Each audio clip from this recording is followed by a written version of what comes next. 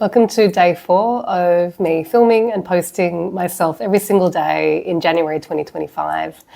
So just finished watching the second season of Squid Games a couple of days ago, and I've been binge watching reviews and montages that people have created of their favourite characters, and just reviews of the show and what people think are going to happen in season 3. And it's been very entertaining, and it reminded me of how much love the show is receiving, and not just this show, but just how popular so many aspects of Korean culture is just embraced and celebrated today, including K-pop and K-beauty and movies and drama and food. And it just makes me think about how different the world is today to the one that I grew up in Sydney. And it fills me with enormous pride and also just happiness at how much Korean culture is, embraced and loved by people all around the world. So I came to Australia when I was 6 years old with my parents from Korea. And growing up in the 90s in Sydney, I saw very few Asian Australian faces on Australian television, let alone Korean faces. I think I saw a few more Asian faces on American shows and movies, but even then I don't think there were any Koreans, not that I was aware of. The only Korean American I knew that was famous was Margaret Cho, the stand-up comedian.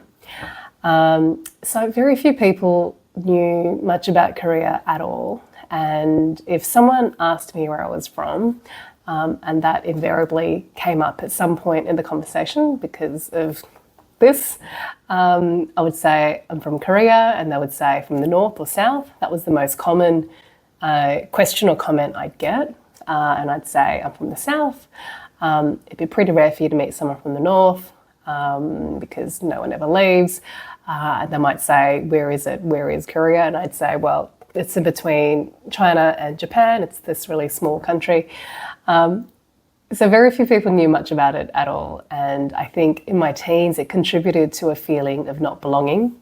I have to mention this was years and years before the internet, years and years before YouTube and Instagram, etc. And so I think what it did was make me feel like I didn't quite belong. I wasn't quite Australian enough because people didn't perceive me as being Australian because of my appearance, but then I also didn't feel very connected to the Korean culture. I didn't speak much of the language. I had very few Korean friends. So I didn't seem to really belong or fit into either. And I know it's not an uncommon problem or issue for a lot of children of immigrants to face. And obviously now, decades later, K-pop and Korean movies and Korean drama and Korean food is just so popular and embraced by so many people around the world. And I mean, this doesn't even include all the online content creators and influencers who have their own, huge fan bases and followings online. To see all this has been very healing for me, and it's been really, really nice. I still find it really weird and very strange and surprising when someone tells me that they like something that is very inherently Korean, like kimchi.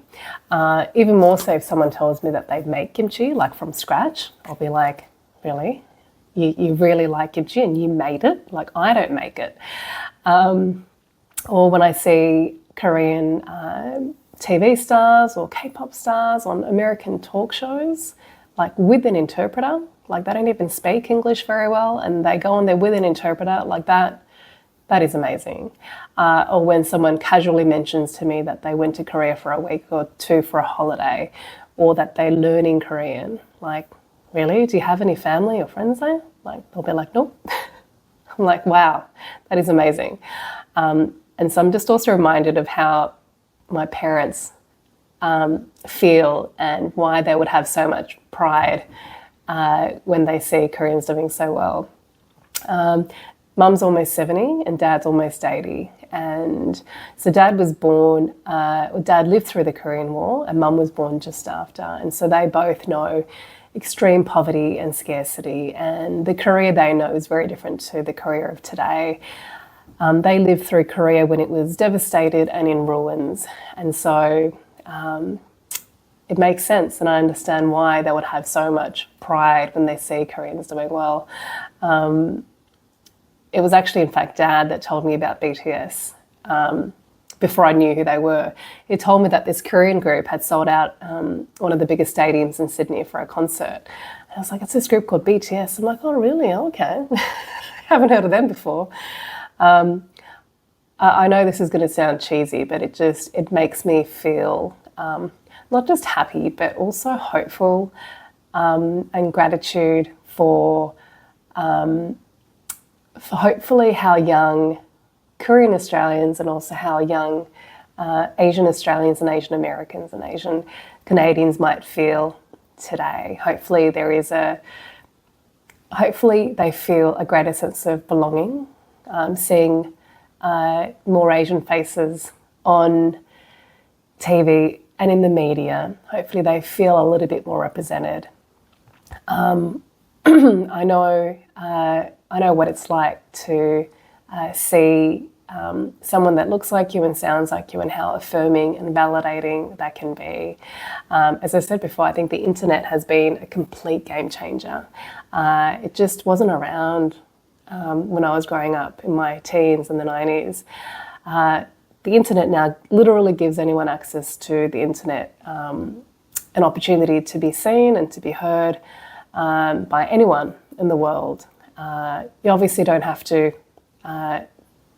do this for any sort of cultural pride or cultural reason, but it might give another person that looks like you, sounds like you, someone else to look up to, someone else to aspire to be like, someone else that reminds them of what they can also do.